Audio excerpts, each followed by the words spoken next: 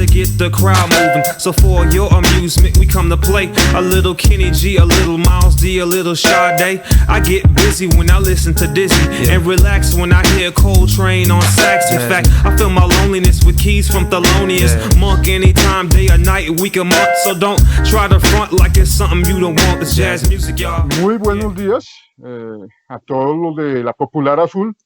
Hoy tenemos un gran invitado.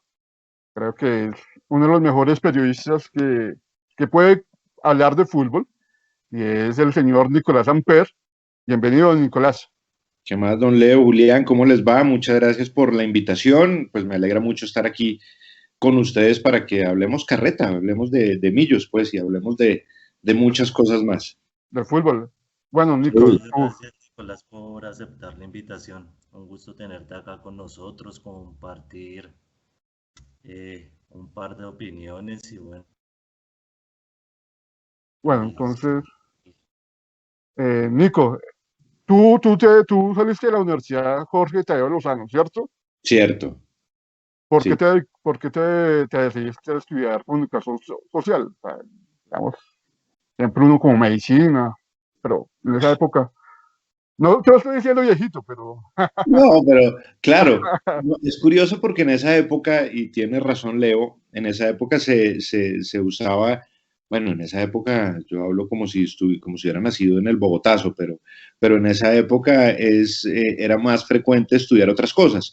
A mí desde niño me gustó mucho el periodismo, me gustaba bastante, pero desde niño, desde muy chiquito, en mi casa no hubo ningún periodista, es decir, en mi casa mi papá era biólogo marino y mi mamá bacterióloga, nada que ver con las humanidades, cero. Y cuando yo era muy niño, en mi casa había acceso a muchos libros y no sé por qué, además tampoco, porque pues había muchos libros obviamente de las profesiones de mis papás, pero también había otros libros. Y a nosotros, pues a mi hermana y a mí nunca nos obligaron como a leer ni nada, sino como que de pronto uno pasaba por la biblioteca y miraba y uno empezaba ahí a esculcar y ahí empieza uno a leer. Y en el colegio, con un amigo mío que se llama Andrés Ospina, empezamos a hacer un periódico como que le hacía la competencia al periódico del colegio. Entonces ahí como que nos picó un poco el bichito. Él también se dedica, él ahorita está en Canal Capital, hace muchas cosas en Canal Capital, ha escrito libros, bueno, ha hecho un mundo de cosas, y creo que los dos desde esa época, Andrés estudió, creo que fue literatura y música, si no estoy mal, pero también se fue por las humanidades. Yo me fui por la comunicación, porque en serio, yo creo que desde los 7, 8 años yo estaba absolutamente convencido de que iba a ser la manera en la que iba a vivir. Eso es importante, pero ¿de qué colegio saliste tú, Nicolás? Bueno, yo estudié ese compendio del que les hablo ahora, lo viví en el Gimnasio del Norte, y después en el Gimnasio del Norte me voy por una situación familiar. A mi papá lo iban a trasladar a Riohacha, porque mi papá trabajaba en Carbocol. O sea, no existe pues Carbocol, pero lo iban a trasladar allá. Entonces dijeron, no, pues toca cambiar a los niños de colegio y no sé qué, tititi. Y entonces hubo un momento en el que se frena como ese traslado, y entonces dicen, bueno, este man se quedó sin colegio, ¿qué hacemos? Entonces, un primo de mi papá tenía un colegio que era un colegio donde llegaban todos los vagos de los colegios buenos de Bogotá, y se llamaba el Gimnasio San Benito, que era un colegio que quedaba en San José de Bavaria, unas caspas violentas. Y entonces me meten en ese colegio en quinto de primaria, y ya en algún momento, finalmente mi papá se va a Riohacha, pero se va 6 meses, entonces no había necesidad como de ese traslado de toda la familia. Nosotros nos quedamos aquí en Bogotá, y yo ya me amañé en el colegio, y entonces me dijeron, pero no se quiere cambiar de colegio después, y yo no, yo aquí estoy rico, y me quedé ahí en el colegio hasta que terminé bachillerato, pues. Es que una curiosidad, el colegio San Benito, que da al lado de donde yo vivía, en mi barrio, Villa del Prado, muy conocido por jóvenes no aceptados y echados en otros colegios, los aceptaron en el San Benito. Muy lindo el colegio, un bus azul, me acuerdo, muy bonito. Un bus azul que caminaba de casualidad, pues yo también vivía en Villa del Prado. Yo cuando niño, yo viví en Villa del Prado. Voy a decir, mi papá se ganó como una beca para vivir en Montreal, Entonces mis papás se van a vivir a Montreal recién casados y luego cuando vuelvan aquí se van a vivir a Chapinero y viven como al lado de la Marley. Y luego mi papá logra un préstamo y tal, se compra una casa en Villa del Prado y nosotros vivimos en Villa del Prado. Yo pasé parte de la niñez en Villa del Prado. Yo vivía ya, ¿cuánto tiempo sería? Como hasta el año 87 que nos vamos a Santa Bárbara. Ok, entonces no alcanzamos a ser vecinos. Sí llegué muy pequeño, en el 85 a Villa del Prado, duré hasta el 2010. ¿Por qué Hace lado dos vivía comunes, usted? ¿Por qué lado vivía usted? por la nueva Villa del Prado, la última etapa de Villa del Prado. Ok. No, yo en la Casi, vieja. sí, la vieja, la primera parte de Villa del Prado. Sí. Eso es así. Entonces, Julián, todo tuyo. Hazle una pregunta a Nicolás.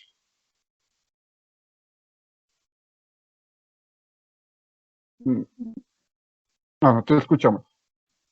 Bueno, entonces yo te hago una pregunta, Nico. ¿Esa pasión por Millos nació desde pequeño? ¿O tu familia era de millonarios? ¿O por qué? Ahí se da otro extraño designio del destino porque mi papá no era cero futbolero, mi papá no le gustaba, pues, es decir, le da lo mismo el fútbol, no era un tipo como, no sé, como los papás tradicionales que les gusta el fútbol y lo que hacen es tratar de heredar esa pasión a sus hijos. No, a mi papá le importaba un carajo el fútbol, no le interesaba en lo más mínimo y alguna vez un vecino nuestro le dijo a mi papá como, oye, porque déjeme llevar al chino al estadio. Y entonces mi papá dijo, pues bueno, llévelo. Entonces me dio plata a mi papá para mi boleta, en fin, lo que fuera. Y ese vecino era hincha del Bucaramanga. Entonces me lleva a él, o sea, fue como todo un golpe de suerte porque él iba a ver al Bucaramanga, pudo haber sido contra Santa Fe, en fin, o sea, fue todo como muy, muy de suerte. Y llegamos al estadio, eso es en 1985, y pues me toca ver, por fortuna, aquel equipo en donde estaba Vivalda, donde estaba Troviani, donde estaba Funes, donde estaba Prince, donde estaba el Huevo Gil, donde estaba Alberto Molina, donde estaba Germán Morales, un equipo muy bueno, ese equipo lo dirigía, si no estoy mal, Jorge Luis Pinto. No sé, sí, no creo que sí. No sé si Manera Pinto. Puede ser. ¿O Retat? ¿Puede ser Retat? Yo creo, no sé si era Manera o Jorge Luis Pinto, alguno de los dos, seguro, eso sí, porque Retat es en el 86. Entonces, pues vamos al estadio y pues obviamente uno ve todo eso y queda uno como encandilado, o sea, uno entra al estadio y digo, aún hoy uno entra al estadio y queda sorprendido de lo que ve, pero cuando niño uno logra como hoy magnificar esos recuerdos, ¿no? Como que era como entrar a Wembley, pues era una cosa impresionante. Maravillosa. Claro, y ese día Millonarios gana 6-1. Entonces, no había manera de hacerse hincha del Bucaramanga, digamos, ¿no? O sea, ya con ese 6-1, ya me hice hincha de Millonarios. Y Andrés Ospina también, mi amigo al que les cuento, tenía una afinidad con Millonarios, no sé por qué, a nuestro colegio, el Gimnasio del Norte, yo no sé qué convenio había. Ahí estudiaban los hijos de Alejandro Brandt, por ejemplo. Ellos estaban, creo que en mi curso o en un curso abajo, yo no recuerdo. Y muchas veces nos tocó en el colegio, hacían visitas los jugadores de Millonarios. Entonces veíamos a Vivalda, a Funes, a tipos de esos, y pues uno decía como, uff, qué cosa tan chévere, ¿no? Yo, obviamente uno mientras como que concilia todo eso, ya hoy uno dice increíble de pronto la oportunidad que uno pierde por la niñez, porque uno está como en otro cuento, está jugando, pero hubo algún contacto con ellos, pues porque los tipos pues queridos y buena gente, con Alejandro Brandt también, bueno, entonces ahí como que se forma un poquito más esa pasión llamada Millonarios. A ver si Julián, ¿nos escuchas o puedes hablar? Sí, ¿me escuchan? Un poquito bajito, un poco bajo. Entonces, bueno, Nico, yo aquí mientras Julián arregla problemas de audio que tenemos ahorita en este momento de la pandemia. Es que en la pandemia, no les digo, en televisión a veces nos ha tocado hacer programas por computador. No me acuerdo un día, estábamos haciendo programa y yo estaba hablando y en un momento dado se me bloqueó el computador, se bloqueó por completo. Y yo quedé como hagan de cuenta, como así. con los ojos abiertos. Y duré así como 30 segundos, nadie se la pilló y me tocó actualizar, bueno, hacer un jurgo de vainas para que no se notara. Entonces, esas cosas pasan en tiempos de pandemia, así que no se preocupen. Y bueno, Nico, entonces, me hablas, bueno, 85 que fuiste la primera vez a ver a Millos. Sí, ese recuerdo como que lo tengo muy, muy presente, por supuesto muy magnificado. Lo que les digo, uno cuando es niño, uno recuerda las cosas como que uno desfigura un poquito el recuerdo, tal vez no era ni tan bonito ni tan chévere, pero al ser la primera vez eso termina siendo algo absolutamente mágico. Entonces guardo ese recuerdo y ahí uno como que empieza a decir, estos manes son buenos, tin, tin, tin, tin, tin, y ahí se hace uno hincha de Millonarios. Pues yo así me hice hincha de Millonarios, es decir, de la forma menos ortodoxa, porque usualmente, y era lo que hablábamos ahorita, Leo, es como con el papá, que el papá le dice a uno que usted es hincha de Millonarios y no sé qué, y lo hace uno hincha de Millonarios. Generalmente los hinchas se hacen por heredad, pues porque le dejan a uno como ese legado. No, a mí me tocó como buscar ese propio legado y bueno, creo que no fallé, al contrario, me siento muy feliz de haber acertado en ese paso. Claro, claro. Lo importante es que esa pasión por Millonarios haya creado a un gran periodista, como te lo digo, Nicolás, y eso ha hecho que tú te hayas convertido como ahorita en la época moderna de un ejemplo para los nuevos periodistas. Yo no soy periodista, pero sí me apasiona Millonarios. Y tú, por tus conocimientos, que tú has escrito un libro también sobre mundiales, eso ha hecho que como que la gente tenga como un espejo para seguir. ¿Tú te pareces, o sea, tú crees que eres un ícono para el nuevo periodismo de Colombia, para los jóvenes? Pues no sé, mal haría yo en responder eso, digamos, como echarme flores a mí mismo. Entonces, pero sí creo, digamos que a la hora como de ejercer el periodismo, yo creo que todos aquellos que se dedican a esto hemos sido hinchas. Y alguna Claro. vez Juvenal, que era un gran cronista del gráfico, un tipo que en su momento impuso en las páginas del gráfico las disertaciones tácticas, entonces él era el que ponía la canchita con las flechitas y explicaba cosas absolutamente geniales sobre qué podía pasar en una cancha de fútbol. Él era hincha de River Plate Ah, y siendo hincha de River Plate, pues era un tipo que podía hacer un juiciosísimo análisis de Boca y podía hacer un juiciosísimo análisis de Independiente y podía hacer un juiciosísimo análisis de San Lorenzo sin que la camiseta le ganara. Y yo creo que ahí está un poco la clave, porque más allá de uno ser hincha, que obvio, uno va a estar siempre muy, muy hacia el lado. A mí me ha pasado que yo a veces he criticado más a ajá. Millonarios de lo que lo he alabado, Sí, siendo hincha, ¿no? Entonces, y creo que la única vez que he tenido un incidente en un estadio fue con los hinchas de Millonarios. Las únicas veces que yo he tenido algún incidente como de esos que uno dice, se puso como feo el ambiente, ha sido con hinchas de Millonarios, curiosamente, porque claro, ven a alguien como crítico, de pronto el Samper les dice que es de Santa Fe, no sé.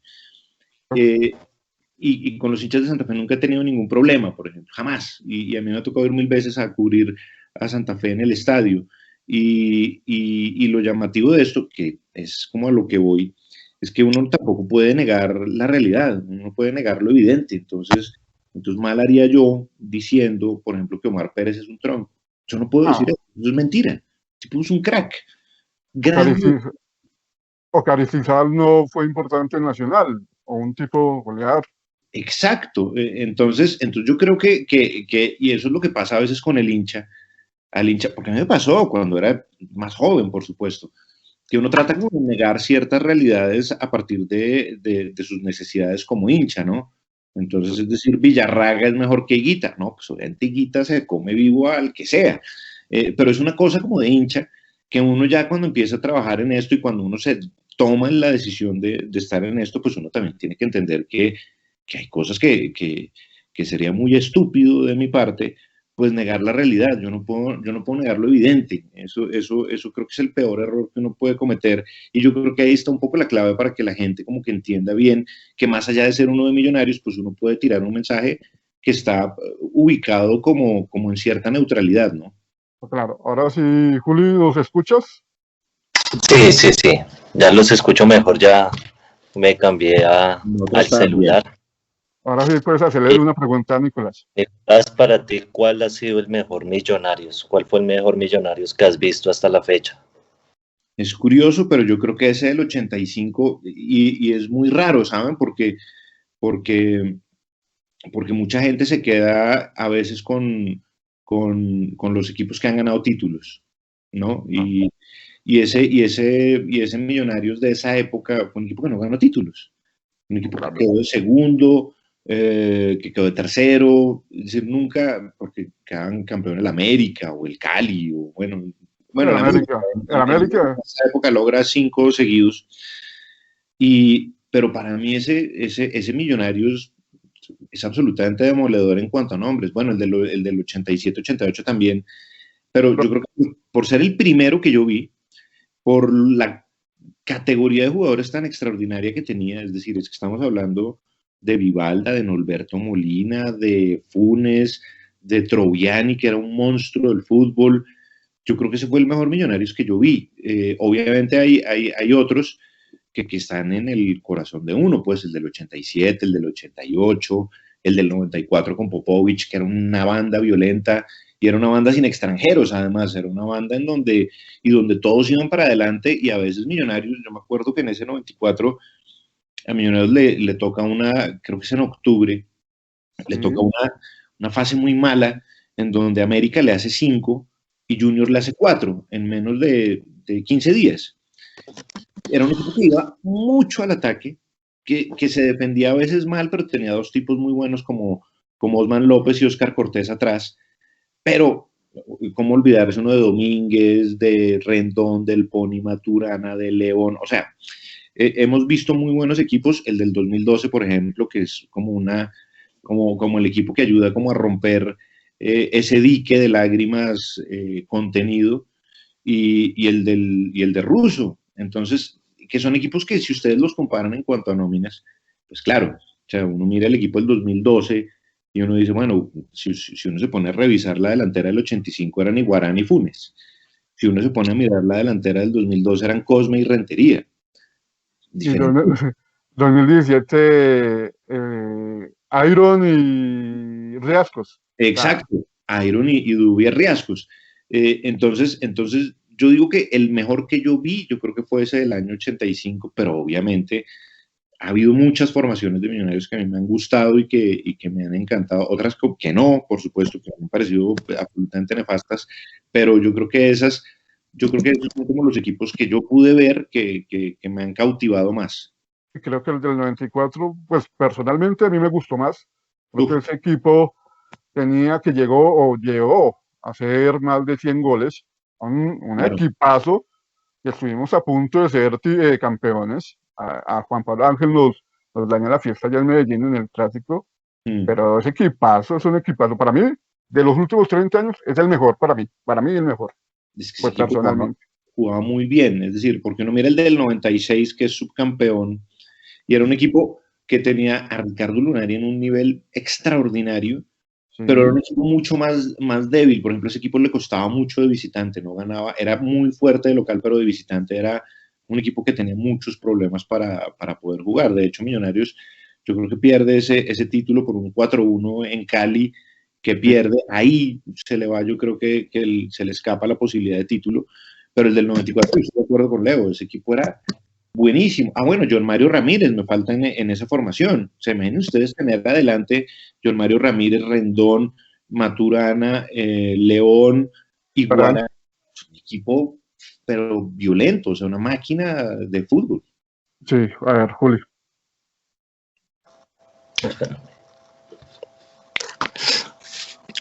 Esta pregunta. De todos los que tenemos ya, bueno, tuvimos una época de sequía de casi 24 años, creo que, si no estoy mal. Ahí hubo una época muy difícil de Millonarios.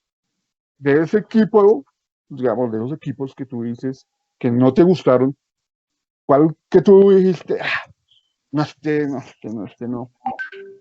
sí no da, no da, o sea, no me genera, o sea, no me genera como esto Uf, que necesita Millonarios. a ver, yo pienso, bueno, hubo varios. Yo creo que uno, en el 2000, debe ser 2000 o 2001, que estaba Callafa, estaba, ¿cómo se llamaba este 10 que era alto, que murió, además, que creo que murió en una balacera o algo así. A Moreira. Moreira, exactamente. Que estaba, yo no sé, los marcadores de punta creo que eran Zamora y Lemus. Ese equipo a mí, por ejemplo, no, o sea, me costaba mucho trabajo. Por ejemplo, el Kinder de Cortés, que es un equipo que estaba lleno de jugadores medio anodinos, en una situación muy mala. Incluso hasta ese equipo, el del Kinder de Cortés, uno decía como, bueno, esto es como un proceso experimental a ver si no desaparecemos, más o menos. Entonces hay que apoyar a los chinos. Claro, obviamente con muchas dificultades, porque pues no era un equipo, pues es decir, jugaba Jesús Di Filipe en ese equipo, y para que juegue Jesús Di Filipe, pues podía jugar yo. Y jugaba Pablo Navarro, estaba Carlos Gutiérrez, que no le fue mal, y Pepe Moreno, creo que estaba ahí también. Que llegó prestado, que en esa época Millonarios estaba totalmente quebrado. Y llegó Pepe Moreno gratis, que la América no tenía dónde ubicarlo, y dijo, bueno, tome. Y llegaba como 3 jugadores prestados así del mismo modo. Sí. Yo creo que esa época fue dura. Todos esos muchachos como que se perdieron, no, de todos no llegó ninguno, ¿no? Algunos como que se rindieron. Hace poco estuve hablando con Michel Rodríguez, Sí. y él dice que después de que llegó el Pecoso, el millonario le dijo, bueno, usted se va, pero lo queremos prestar al Quindío, pero nosotros le pagamos el sueldo. Y él dijo que no, y él se dedicó a su carrera. Yo creo que muchos de esos muchachos, o yo le hacía la pregunta a él, se rindieron muy fácilmente, no siguieron ese proceso para llegar a ser profesionales. Lo que pasa es que era difícil, ¿no? Porque también era meterle la cara, que en eso yo creo que fue como una especie de fusilamiento lo que le pasó a ellos. Es como una generación muy en donde la gente como que recuerda mucho el nombre, pero no recuerda la puntualidad de los nombres.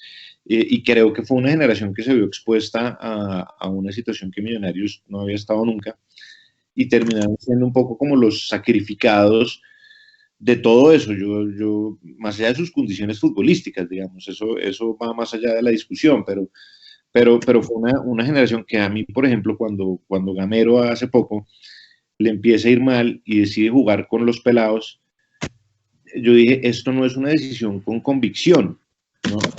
Es una decisión que, no sé, que usted diga, bueno, como institución lo que vamos a hacer nosotros en cuanto a idea es empezar a jugar con jóvenes, que sea una convicción real, no era una necesidad. Yo temí profundamente cuando empieza, que no le va bien a Gamero y empieza a meter a Ginás, a Juan Moreno, a Emerson Rivaldo.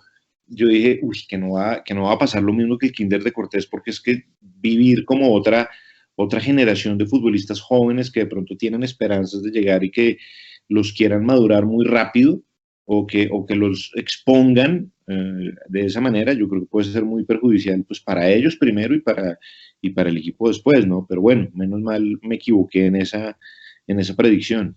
Claro, y nos equivocamos muchos porque muchos pensamos lo mismo, que podríamos volver a la época de Cortés, donde estos muchachos no podían responder. Igual Juan Moreno debuta entre un clásico que es, bueno, nacional, que es como más clásico del 89 para acá, porque el clásico verdadero del fútbol colombiano, y tú lo sabes, con el Cali, se supone que es con el Cali. Pero más por lo que pasó en el 89 se volvió como un clásico nacional. Pero tú, bueno, hablando de este Millonarios actual, ¿te parece que, no sé, Emerson bajó el rendimiento para ti? O sea, Emerson, que despuntó y que todo el mundo decía, uff, este jugador es internacional, en los últimos partidos él ha bajado. ¿Qué es tu percepción sobre ese tema? Pues es que yo creo que también es difícil para un joven que lo acaban de lanzar al agua. O sea, yo creo que él tendrá, me imagino que los veteranos del equipo ayudarán mucho en eso, que en eso es importante, como ese acompañamiento de los veteranos.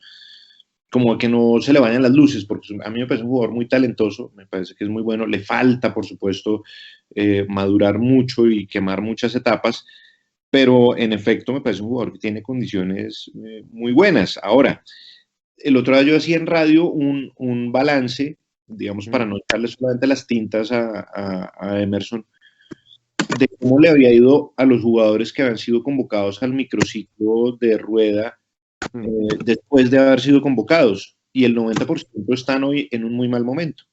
Entonces digamos, no lo veo como un caso puntual. Me imagino que es un caso puntual en el sentido de que Emerson Rivaldo tendrá que resolver sus propias dudas y sus propios miedos y sus propias cosas para llegar a ser un gran profesional.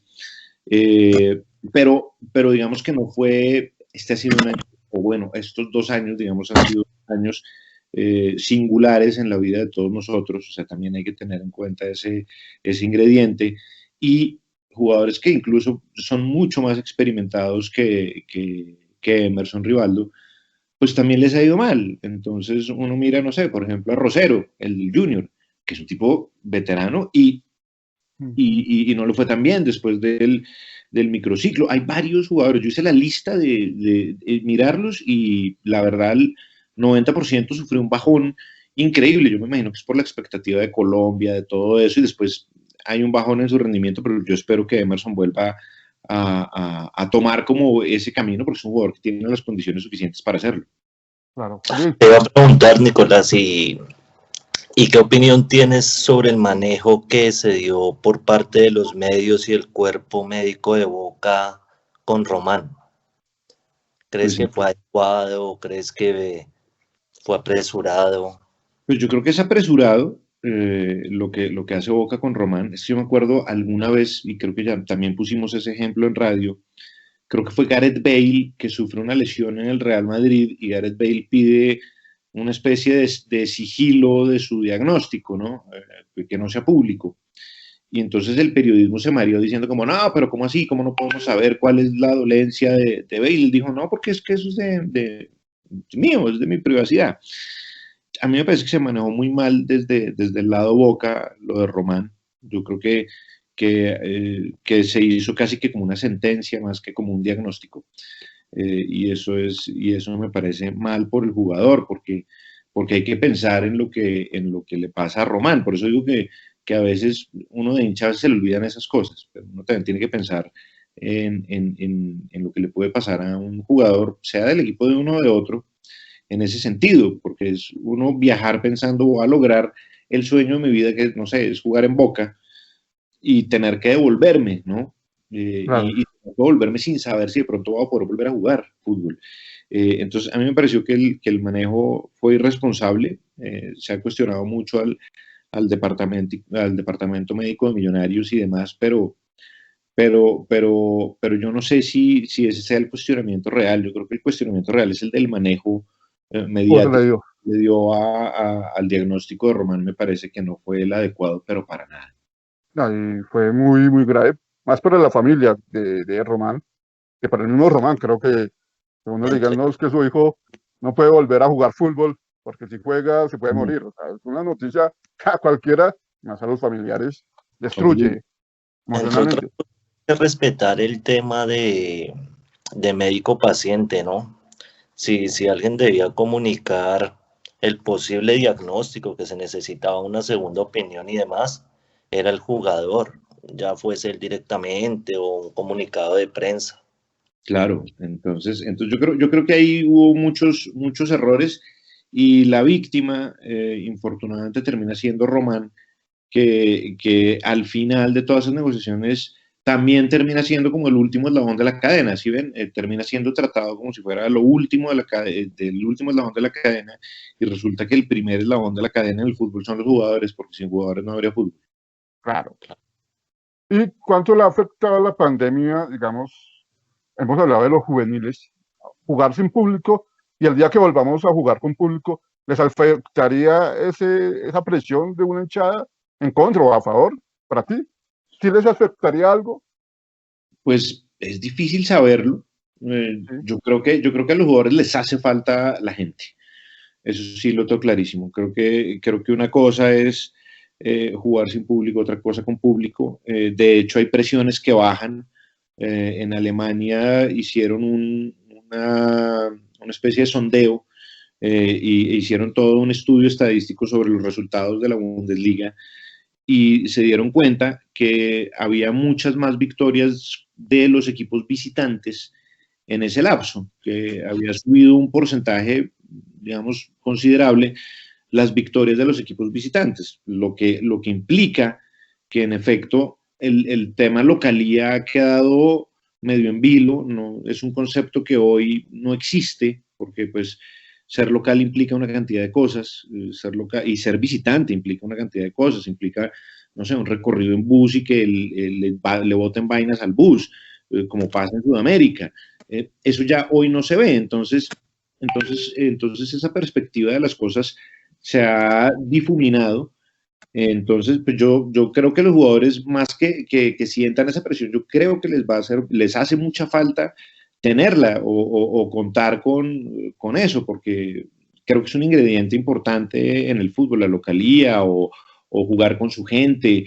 Eso puede ayudar en algún momento difícil, anímico del equipo, como juega en contra también, ¿no? Porque a veces juega muy en contra la propia hinchada de un equipo. Entonces, yo creo que sí es un ingrediente que hace falta y yo no sé si sea presión para ellos. Yo creo que lo extrañan en realidad. Claro. Juli, ¿tienes una pregunta para Nicolás? No, más adelante tengo otra pregunta, ya con un tema diferente. Bueno, Nicolás, hablando del fútbol colombiano, yo te hago una pregunta. Nos ha costado en los últimos años, digamos, en la Copa Libertadores. ¿A qué se debe? Porque aquí ven, o sea, no sé, mi percepción. Llegamos y hablamos de que Junior se armó, que es el mejor equipo de Colombia y que va a ganar la Libertadores, también ha pasado con Nacional.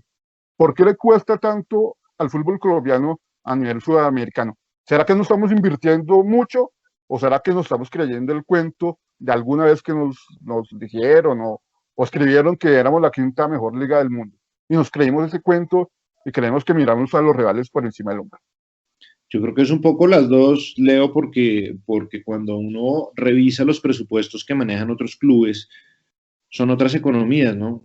Son economías mucho más fuertes. Digamos que en Colombia, los equipos que pueden hacer una inversión grande, y que tampoco es que la puedan hacer siempre, ojo. O sea, tienen que hacer una inversión que es importante, pero no siempre, son Junior y Nacional. Porque Junior y Nacional están apoyados por dos grupos económicos que tienen plata. Nacional está apoyado por el grupo Ardila Lule, que es un grupo que tiene plata y que le gusta invertir en el equipo. De hecho, ellos hacen un trabajo desde la organización Ardila Lule, llega en el año, creo que es 97, puede ser, llega a Nacional. Y uno de los objetivos, por eso digo que eso también uno tiene que planteárselo en cuanto a institucionalidad como un objetivo. Y aquí nosotros no, digamos que en general los objetivos no existen. Y ellos, uno de los objetivos que tenían era, nosotros tenemos que ser campeones de la Copa Libertadores. O sea, no sabemos cuánto nos vamos a demorar en esa vuelta, pero nuestro objetivo es ganar Copa Libertadores. Entonces, ¿qué hicieron? Se fortalecieron localmente. Y ustedes miran que el lapso en el que Nacional del año 97 hasta que gana la Libertadores con Reinaldo Rueda, gana un montonón de títulos en casa. Es decir, se convierte en un equipo sólido, fuerte, con grandes nóminas, que saca jugadores muy buenos, porque además pónganse a pensar que no solamente tiene que ver con los refuerzos, porque claro, Nacional tenía, y se equivocó también trayendo refuerzos, porque eso es un poco la dinámica del fútbol, pero también salieron jugadores, no sé, como Zúñiga, como Ospina, salieron jugadores muy buenos de Nacional. Y ellos tenían en mente, nuestro objetivo es ganar la Copa Libertadores. ¿Cuándo? No sabemos, pero todos los días nos levantamos con la idea de ganar la Copa Libertadores y se les dio 20 años después, a partir de pues, una política institucional y empresarial válida, que se demoró más o menos, esa es otra discusión, lograron su objetivo. Junior también, con la familia Char y el Grupo Olímpica, pues ellos dicen, nosotros tenemos cómo invertir en el fútbol, entonces invierten en su equipo. Estuvieron a punto de coronar un objetivo muy importante, que era ganar la Copa Sudamericana, que se les va increíblemente, pero también tenían como, bueno, nosotros tenemos que ser un equipo internacionalmente fuerte, porque tenemos que darnos esa pelea. El resto de equipos yo no sé si tengan esa misma concepción en cuanto a proyectos, o esa misma, creo que muchos, como hay muchos equipos chicos en nuestra liga, pues también es un poco vivir del día a día, hacer esa clase de cosas. Y volviendo al cuento de la pregunta inicial, que es ¿por qué nos va mal en Libertadores? Pues yo creo que las inversiones que se hacen en Colombia en el fútbol, pues ni se acercan a las inversiones que pueden hacer los equipos brasileños y los equipos argentinos, pero ni se acercan, estamos lejísimos de eso. Son otras economías, pero también son otros objetivos. Por eso digo, Flamengo, para poner un ejemplo cercano, Flamengo había ganado una Copa Libertadores a comienzos de los 80 y se volvieron el hazmerreír de Brasil.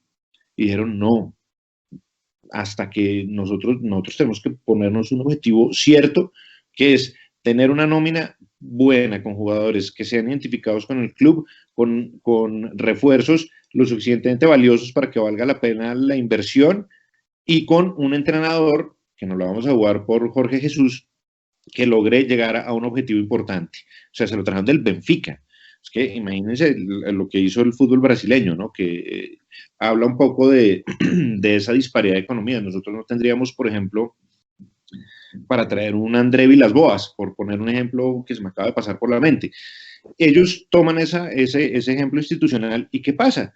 Terminan ganando la Libertadores. River, ¿qué hizo? River sale del descenso y dice, nosotros no podemos volver a vivir esto, porque esto es lo más horrible que ha vivido este equipo como institución. ¿Qué tenemos que hacer? Tenemos que fortalecernos, tenemos que tener figuras que sean identificadas, tenemos que sacar jugadores. River ha sido un gran exportador de jugadores a lo largo de su historia. Tenemos que tener un tipo que nos funcione y que ya daba muestras de que podía ser un hombre interesante como Marcelo Gallardo, porque en Uruguay le había ido bien como técnico. Llamemos a un referente de eso, un tipo que sienta y que entienda qué significa el mundo River. Y se convirtió en el ciclo más exitoso de la historia de River después de haber pasado por el infierno. Eso es tener como los objetivos claros. Aquí yo no sé si eso pasa en la mayoría de clubes. No. Julián. Sí. Bueno, pues eso es muy interesante. ¿Crees que Millonarios debería cambiar el esquema con respecto a los jugadores actuales, o lo que tenemos en este momento se puede acomodar? Pues lo que pasa es que volvemos a los objetivos, ¿no? Millonarios podrá tener un equipo que es competitivo para clasificar a los 8, pero si ustedes ven esa nómina y ustedes dicen, va a jugar Millonarios contra Nacional de Uruguay, o va a jugar Millonarios contra Flamengo, o contra Palmeiras, ahí uno dice, o contra Racing, ahí uno dice, estamos lejos, ¿no? O sea, estamos como un poquito para la competencia interna, pero si queremos pensar en grandes objetivos, y no les digo que sea invertir millonadas de dólares. Miren lo que le pasó a Nacional, por ejemplo, cuando gana la Libertadores. Ellos dicen, nos hace falta algo en este equipo, hablando de esquemas. ¿Qué nos hace falta en este equipo? Un goleador. Y en ese momento Miguel Ángel Borja había hecho un mundo de goles con Tuluá y le había ido bien. Y Reinaldo Rueda, que era un tipo que conocía a Borja, además, que eso es importante. O sea, no es que lo contraten porque hizo goles, sino porque lo contratan porque hace goles y porque el entrenador sabe que le puede dar. Entonces dice, tráiganme a Borja. ¿Y qué pasa con Borja? Borja termina siendo determinante en el remate de la Libertadores de Nacional, pero determinante. Es decir, uno no se imagina quién hubiera sido como el rematador o el definidor de ese Nacional sin Borja, ¿no?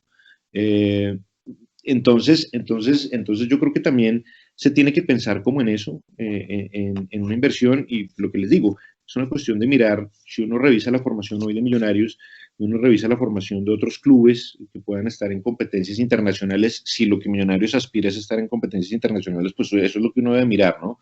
Entonces uno dice, estamos todavía un poquito cortos de dobladillo, nos falta tener un equipo mucho más sólido, más allá del esquema, porque hay fallas en el esquema. Hay jugadores que, por ejemplo, pues para mí hay una falla en el esquema en las bandas. Ahí a Millonarios le llegan muy fácil por las bandas, con Román y sin Román, digo. O sea, no es exclusivo. El 4-3 que jugó Millonarios con el Once Caldas jugaba Román, y a Millonarios le llegan mucho por el lado Román ese día, me acuerdo. Entonces hay fallas en los volantes, en cómo cubrir esos sectores, pero también es importante mirar, nosotros tenemos un equipo como para pelear si clasificamos a una Libertadores, ¿no? No, es que igual es complicado, ¿no? Seamos sinceros, o sea, uno puede ser muy hincha de Millonarios, pero también tenemos que tener objetividad y también como un raciocinio sobre el asunto actual de Millonarios.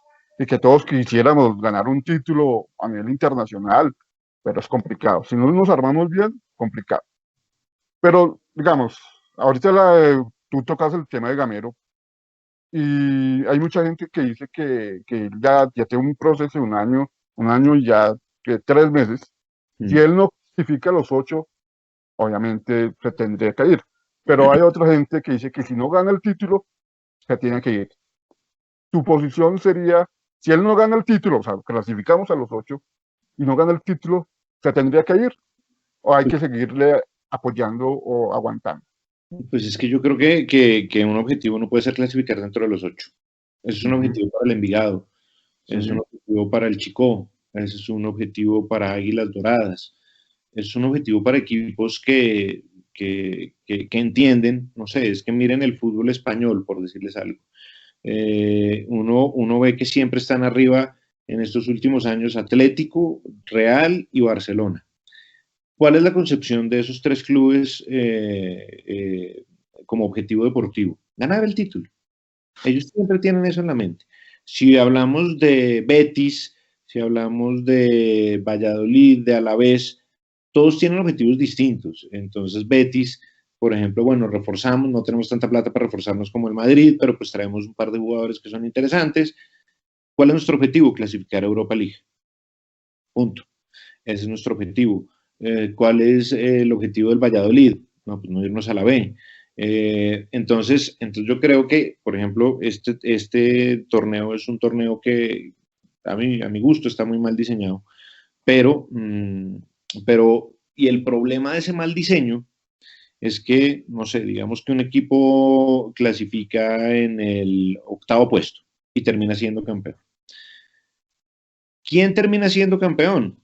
El que clasificó de 8º. Entonces, cuando uno sale a jugar afuera, pues no necesariamente va a ser el equipo más brillante y más poderoso de Colombia el que salga a jugar en canchas de Sudamérica, sino un equipo que entró de 8º. Entonces también hay un problema de formatos. Para mí, yo soy más del formato tradicional de se van a la B los 2 últimos, queda campeón el primero. Para mí es un poquito más esa es la concepción del fútbol, y eso hace también que se nos distorsione un poquito cierta realidad, porque si bien hay que tener un mérito para ser 8º y ganar un título, porque hay que tener un mérito, pues no soy el mejor y gané el título, algo hay que tener, pero también a la hora de demostrar eso afuera, pues nos cuesta. Miren, por ejemplo, yo creo que hay un equipo que tiene muy claras las cosas, es curioso, y es el Tolima. El Tolima es un equipo que tiene claras las cosas, porque aquí Gabriel Camargo es un hombre que entiende que su equipo debe, más allá de los cuestionamientos que no te haga sobre Gabriel Camargo, pero el tipo entiende que lo que necesita su equipo, que no es un equipo tradicional, no es un equipo como de gran hinchada, pues tiene una hinchada, claro, importante, pero es una hinchada localizada, no es una hinchada como atomizada, como puede ser la de Nacional, Millonarios, América, en fin. Y él dice, ¿yo cómo hago para autofinanciarme? Porque no solamente puedo poner de mi bolsillo, que pueda tener plata para poner de mi bolsillo. Entonces, ¿qué hago? Saco jugadores buenos. El Tolima o reencaucha un jugador que parecía un proyecto perdido o saca uno muy bueno. Entonces, imagínense a Marco Pérez, por ejemplo. Lo reencauchó cuando venía como mal y ¡pum! Logró sacarlo. Campas, Didier Delgado. Siempre hay un jugador que el Tolima saca. Entonces, es como un objetivo. Por eso digo que es tener las cosas claras y saber uno qué quiere. Y el Tolima, más que ser pues, es decir, ellos obviamente si se da un título les parece magnífico y les parece muy bueno, pero ¿cuál es la idea como central del Tolima? Tenemos que saber cómo autofinanciarnos para seguir siendo un equipo competitivo. ¿Y cuál es ese objetivo? Ganar una clasificación a un torneo internacional. Entonces, ¿por qué? Porque la estrella, que es una necesidad de clubes como América, Nacional, Millonarios, el Tolima no la tiene tan manifiesta, pero además, porque Gabriel Camargo sabe que si en Colombia gana un equipo una estrella, no por eso le dan plata. O sea, un premio de título La DIMAYOR no le da plata al equipo que queda campeón, ¿sí me explico? Ah, Entonces, sí. entonces, el que dice, yo voy es a buscar mi cupo por Libertadores por reclasificación o voy por la Sudamericana y entonces a mí la Sudamericana me da tanta plata por partidos jugados, tin, tin, tin, y así logro armar la economía. Eso, increíblemente, es tener un poco claras las cosas y un poco el panorama de cómo puede funcionar un equipo de fútbol.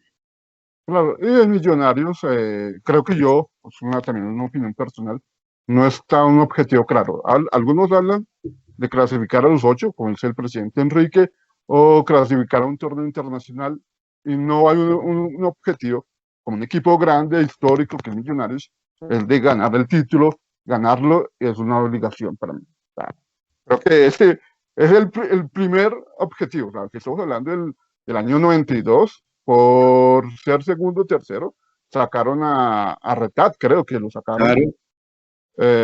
Sacaron a Hernán Torres, que había salido campeón, había clasificado a los 2 octogonales en el 2013, y creo que es un objetivo principal para Millonarios, es ganar un título, pero si no en la cabeza de los directivos, no está ese objetivo, pues no, o sea, a llegar a tener llegar a tenerlo como un logro personal. Ahorita hablabas tú de River y de descensos, y me acuerdo que tú eres hincha de Platense. ¿Por qué eres hincha de Platense? O sea, mucha gente dice, no, Boca, Racing, River. ¿Por qué Platense? Pues es que yo cuando niño, pues había una revista que era buenísima, que era El Gráfico, y empecé a leer El Gráfico. Alguna vez mi mamá me regaló una revista El Gráfico y empecé a leer, y esa revista siempre tenía una sección, ese era como el internet mío, hagan de cuenta, para saber qué era lo que pasaba. Y era un camello además conseguir la revista, no era fácil, o sea, era casi como un premio de guerra tener una revista El Gráfico, porque le tocaba a uno, no sé, me acuerdo que ahorrar pues de las 11, porque una revista que no era barata, entonces era pasar hambre de alguna manera, y entonces mirar si la conseguía uno en el aeropuerto o en el centro o no sé qué, entonces ahí uno tenía que hacer las cuentas de cuántos buses se gastaba para llegar hasta a cogerla, bueno, hasta que uno llegaba con la revista El Gráfico, y las formaciones de Platense generalmente tenían muchos jugadores que habían estado en el fútbol colombiano. Entonces uno miraba, estaba Rifurcati, estaba Dalla Libera y estaba Vivalda, y había un mundo de jugadores que pasaron por Colombia, entonces como que me causó curiosidad de eso. Yo veía que era un lugar en donde muchos futbolistas que habían estado en equipos grandes aquí terminaron en Platense, Morresi, bueno, muchos. Entonces ahí le empecé a coger cariño, me llamó la atención eso y me llamó la atención un equipo marrón. Yo nunca había visto un equipo de color marrón, entonces dije, me parece simpático, digamos que ahí se da como esa relación y ya después en un viaje a Buenos Aires que hago me voy a ver al equipo, pierde contra Unión de Santa Fe, obviamente Platense siempre pierde, eh, y me voy a ver el equipo y apenas se termina el partido, voy a la oficina de socios para hacerme socio, que de hecho me toca renovar eso, bueno. Y cuando llegué, eso que sí que me dio muchas más ganas de cogerle cariño a Platense, cuando llegué dije, bueno, quiero hacerme socio de Platense, y el señor que estaba en la parte, pues atendiendo en el mostrador, dijo, bueno, pero si me dices quién te obligó, nadie se hace hincha de Platense. Entonces yo dije, nah, este es el lugar, este es buenísimo, este equipo. De los grandes, por ejemplo, me cae muy bien Racing, es el que me gusta de los grandes de Argentina. Pero eso es una pasión bastante identificada a ti, porque no todo el mundo es hincha de Platense, y tú eres un gran hincha de Platense, y lo disfrutaste ahorita cuando subió, Pues, después de 22 partidos. años, sí, 22 años. Claro. Y eso es algo bueno, a mucha gente no conoce esa historia, y por eso te preguntaba. Pero también tú eres, o sea, creo que estoy mal, en el 2016, 18, no sé si estoy mal, escribiste un libro sobre mundiales. Sí, Eso, eso, ¿qué te lleva? O sea, tú, pues, creo que tú eres un apasionado por el fútbol y muy bueno para los datos. Creo que eres como con Guillo Arango, son muy expertos en datos y tiene una memoria muy buena. ¿A qué te llevó a hacer un libro de mundiales? Bueno, eso fue un día, eso sí que fue un proceso muy rápido porque un día un primo mío estaba haciendo un libro, se llama Santiago Rivas, mi primo, y él estaba haciendo un libro y él es hincha de Santa Fe además. Y entonces él está haciendo un libro y entonces él me dijo, oye, es que necesito hacer el prólogo del libro, te le mides a hacerlo, y yo, dale, claro que sí. Entonces yo hice el prólogo y entonces le dije, oye, ¿tú con quién estás? Porque estaba sacando el libro con Planeta, con la editorial Planeta. Entonces yo le dije, oye, ¿tú sabes si de pronto en Planeta necesitan algún libro de mundiales o alguna vaina ahorita que se viene el Mundial 2018? Entonces me dijo, pues espérate, le pregunto a la editora. La editora, que fue Catalina Torres, la editora de ese libro, ella me había editado a mí, o pues nos había editado a unos amigos y a mí, un libro que habíamos hecho, y ella estaba trabajando en Intermedio Editores en ese momento, y es una gran editora, y nos la llevamos muy bien, y ella nos había ayudado a editar un libro con Santiago también, que se llama Por eso estamos como estamos. Y ella se va de Intermedio y nos pone en otro editor, pero pues quedó una muy buena relación. Entonces yo dije, ay no, pues voy a hablar con Cata a ver qué pasa. Entonces hablé con Cata y me dijo, pues propone a ver qué libro es. Entonces se lo propuse, la idea caló en la editorial, y entonces me dijo, sí, pero es que tenemos un problema. Entonces yo le dije, ¿qué? Tenemos un mes para hacer el libro. O sea, no tenemos más tiempo. Si lo alcanzas a sacar en un mes, lo hacemos. Yo, dale que yo en un mes saco el libro. Y en un mes sacamos el libro. O sea, en un mes yo me senté noches a escribir el libro, a escribirlo, y me dormía a trabajar, llegaba por la noche a mi casa, dele, haga el libro. Y así lo saqué en un mes. Y bueno, y así fue que salió lo que el fútbol se llevó, que es ese libro que cuenta historias de los mundiales que no son historias como tan recurrentes o que tienen algunos ingredientes distintos a lo que uno siempre lee en los libros de los mundiales. Claro. Julián. ¿Crees que sí existe el tiempo para las siguientes fechas FIFA? Pues con respecto a que se acaban de suspender los dos siguientes partidos para la eliminatoria, ya que llegamos al tema de mundiales y demás. Sí tenemos el tiempo, en algún lado leí que incluso iban a llegar a evaluar de que se utilizara la Copa América para definir quiénes serían los clasificados, aunque pues eso realmente no es viable. Pues yo no sé, es que ahí sí estamos en un mundo en donde el tiempo ya no somos tan dueños del tiempo. Bueno, nunca lo hemos sido, pero ahora sí que menos, porque hay un elemento que no nos deja hacer las cosas al ritmo que nosotros podemos manejar para el tiempo. Entonces, eso parece difícil. Se dice que va a haber 2 fechas de eliminatorias antes de Copa América, pero por ejemplo la Copa América todavía no se sabe si se va a hacer. Entonces es como caminar en medio de la niebla.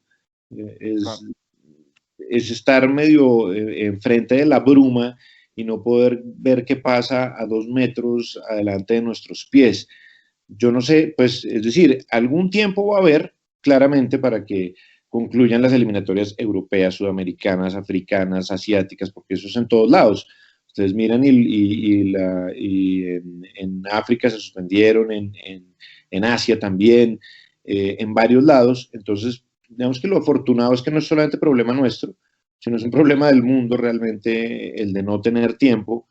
Y pues seguramente se encontrará el tiempo o ya, de acuerdo a la premura, pues se sabrá qué se hace. Digamos que por eso es muy difícil hablar hoy del tiempo, de qué tiempo hay disponible para ciertas cosas, porque no lo manejamos. Es decir, el tiempo lo está manejando la pandemia, no lo está manejando nadie más. O sea, no podemos coordinar nuestros tiempos frente a la normalidad, sino la pandemia es la que está controlando todos los tiempos de todo el mundo. Miren lo que pasó en Brasil.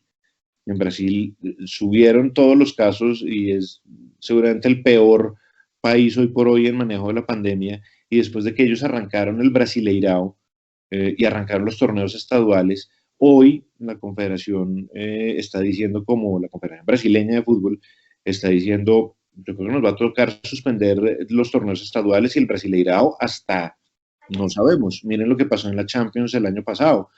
la Champions se volvió un formato de un partido, ¿no? Entonces como que es difícil porque ya en algún momento llegará la estrechez de caminos. Bueno, para no ir más lejos, miren lo que pasó con los Olímpicos de Tokio. Terminaron yéndose un año después y aún hoy es incertidumbre lo de los Olímpicos, porque claro, falta que jueguen, que compitan en eliminatorias muchos atletas. Va a haber deportes que no va a estar porque no hay tiempo para que se lleven a cabo esas eliminatorias. El gobierno japonés dijo que lo más probable es que no reciba extranjeros para estar en los Olímpicos. Pero fíjense que todo eso va cambiando a medida que van pasando cosas con la pandemia. Hasta que eso esté más o menos controlado, yo creo que es difícil hablar de tiempos o de disponibilidades. Bueno, para allá, o sea, rondeando la entrevista contigo y agradeciéndote tu valioso tiempo. ¿En qué tiempo descansas tú? Porque tú trabajas, yo creo que de las 24 horas trabajas 23.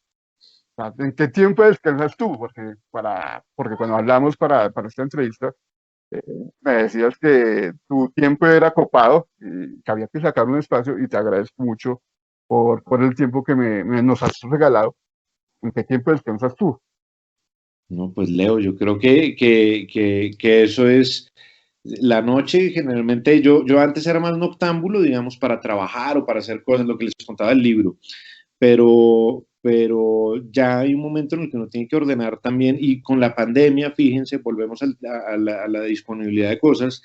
Pues con la pandemia uno tiene que trabajar también mucho, pero uno puede ordenar. Al menos a mí me ha pasado que estando en la casa, pues uno tiene una posibilidad mejor de ordenar ciertas cosas, ¿no? Antes cuando a mí me tocaba salir, por ejemplo, a radio, entonces es estar uno en otro lugar, le toca a uno hacer otra suerte de maniobras que son más difíciles. Entonces, pues el descanso, y lo que pasa es que también llega a una edad en donde ya no puede uno, no sé, como cuando uno tenía 20 años, 22 años, que uno decía, bueno, me voy a mamar hoy 16 horas de sueño fresco, o sea, me voy de fiesta y me duermo. Llego, no sé, el sábado a las 7 de la mañana a mi casa y me levanto el domingo a las 10 de la mañana, porque uno pueda dormir, no sé, 20 horas seguidas. Con la edad, con los hijos, porque yo tengo una hija, eso cambia mucho, entonces le cambia a uno el sueño. Entonces ya también, que son como, ahí sí me van a perdonar lo que voy a decir, huevonadas de viejo, ya pasa que de pronto uno con 5 horas quedó bien. Entonces cuando ustedes envejezcan se van a dar cuenta de eso, se van a acordar de esto. Somos veteranos, Nico, ya somos veteranos. Pero Te adaptas fácil al tema de trabajar desde casa, tiene sus ventajas, es decir, tal vez uno se ahorra los traslados, ¿no? El tráfico en Bogotá, de por sí en Colombia, pues es pesado, de que uno para ir de un punto A a un punto B fácilmente puede ser 1 hora, tal vez 1 hora y media, dependiendo del tráfico. Ha tenido sus ventajas, pues ¿qué tal ha sido adaptarse? Para mí es una delicia. Yo soy un amante de mi casa. Es que yo nunca, como les digo, yo nunca estaba en mi casa. Jamás. Sí. Nunca. Yo no sé, veía que había un libro nuevo en la biblioteca y era como ir a conocer Disney. Entonces, o sea, yo volvía y veía un libro nuevo en la biblioteca y decía, pucha, no, esto no puede ser. Yo no reconocía lugares de mi casa, porque yo nunca me la pasaba en la casa. Hoy, digamos, tengo un programa de radio menos, lo que me hace tener como un pequeño compás que, fíjense, por ejemplo, por eso estamos hablando hoy acá, porque tenemos ese pequeño compás para cuadrar, pero obviamente uno hace otras vainas, entonces uno dedica estos tiempos para otras cosas. Pero antes, para que ustedes se hagan una idea, yo estaba en un programa que se llama La Tertulia, que es de 10 a 12 de la mañana, y después en La Jugada de 2 a 4, y después en los originales de 5 a 8, y después me tocaba arrancar para ESPN, que es de 9 a 11. Entonces, uno mira todo eso, y lo que mejor conocía yo de mi casa era la ducha. Es el lugar. La cama. Claro, exacto, es el lugar donde uno se la pasa, pero el resto no. Entonces, con la pandemia, pues se ha podido mostrar que uno puede trabajar desde la casa, que eso es buenísimo. Y para mí ha sido como un redescubrir muchas cosas de la casa, como de darle ese valor, y yo creo que eso es como una lección que nos deja todo esto, es como darle un valor a cosas que de pronto a veces tenemos refundidas, y para mí la casa es un santuario hermoso, a mí me encanta estar en mi casa, entonces si puedo trabajar desde mi casa, pues es una dicha absoluta. Bueno, es que eso es muy bueno. Y tú, bueno, tú trabajaste también con Martín de Francisco, ¿no? Que es Sí, trabajar con un hombre irreverente como es él, pero muy bueno sabiendo de fútbol, porque hincha de Cali, pero él es mm, como la época tuya, que es de datos buenos y también amante de la música como tú, que es trabajar con un hombre tan irreverente. ¿Es conflictivo a veces o no? O sea, como mm, que choca uno. cero. Yo creo que Martín es de los tipos más profesionales con los que yo he trabajado. Es decir, si nosotros, para poner un ejemplo, además es un gran tipo, aparte, o sea, es un tipo tranquilo, humilde, no es un tipo que se crea pues la octava maravilla, al contrario, es un tipo absolutamente humilde y, y un tipo muy profesional. Entonces, no sé, por ejemplo, tenemos una transmisión de fútbol, no sé, pónganle que un patrocinador dice, oiga, necesito que transmitan la final de Champions, por decir algo. Pues obviamente no la transmitimos desde el estadio, pues porque eso vale mucha plata, pero entonces, bueno, la transmitimos desde la emisora. Y, y yo me acuerdo que Martín era de llegar una hora antes a la transmisión. O sea, es un tipo Profesional. hiper profesional. Es un tipo que nunca lo va a dejar a uno botado, que nunca va a dejar nada a medias. Es un hombre que además uno se divierte mucho trabajando con él, o sea, hace que el trabajo sea mucho más alegre y más divertido, o sea, que se le olvide a uno que le pagan por eso. ¿Me explico? Le da ese carisma. Martín es un tipo absolutamente maravilloso y lo que les digo, un profesional magnífico. Claro, porque me acuerdo que ustedes estuvieron en Fulmomanía en el 2014 en los partidos del Mundial. Tú comentabas, creo, y él narraba, ¿no? Sí, ¿No era así, algo así? Sí. exacto. Eso Entonces, era buenísimo. Eso, yo me divertí mucho en esa época porque además Martín es un tipo de gran repentismo. Entonces de pronto sale con alguna cosa que uno no espera y termina siendo, pues es decir, uno termina perdiendo casi que los papeles de la risa y Martín no lo hace como, sino que de pronto, pin, ve el momento se le ocurrió algo y empieza a hablar de eso y es muy divertido, ¿no? Yo disfruté mucho esas transmisiones del Mundial con Martín porque fue un placer, obviamente, estar a su lado, porque es un tipo absolutamente admirable. Yo creo que muchos lo vimos y en fin, y todo eso. Pero también es admirable ver cómo es absolutamente profesional y absolutamente lejano a creerse el personaje, ¿no? Es un tipo súper aterrizado. eso es importante. Y bueno, Nico, que Julián está en Australia y él es hincha de Millonarios. Él está al otro lado del mundo, o sea, por eso, Ahorita estoy en pero Melbourne, entonces, Australia. un hombre de otro continente, pero llevando el escudo de Millonarios. Y te arruina tu, Julián, para No, y finalizar la definitivamente entrevista. Leo me dijo, voy a tener la oportunidad de conversar, de un poco con Nicolás Amperi. Llegué y le dije, por favor, invíteme, no estoy tan actualizado últimamente también por la diferencia horaria, que es un poco más difícil ver los partidos y demás, pero trato de estar pendiente de redes sociales y bueno, muy contento de que me hayan permitido estar acá, de conversar con ustedes y agradecerte, ¿no? Por darnos este tiempo y que haya sido tan agradable todo, ¿no? No, pues al contrario, Julián y Leo, mil gracias a ustedes pues que tuvieron la idea de invitarme.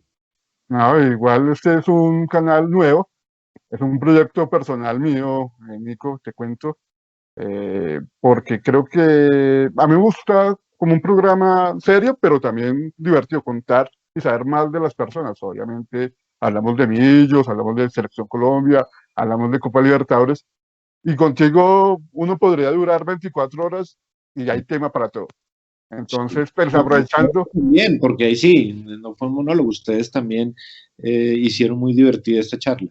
no, igual hablamos también del Colegio San Benito, Aquí descubrimos que fuimos vecinos sin saberlo, eso es importante.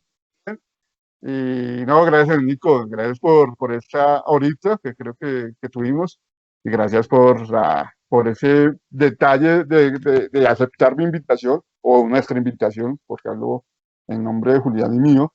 Y te agradezco y ojalá que exista otra oportunidad para hablar de Nicolás parte 2. Bueno, no, pues seguro que sí, señores. Pues al contrario, gracias de verdad a Leo y a Julián por esta invitación y pues nada, por supuesto aquí lo que necesiten. Muchas gracias y nos vemos en una próxima oportunidad.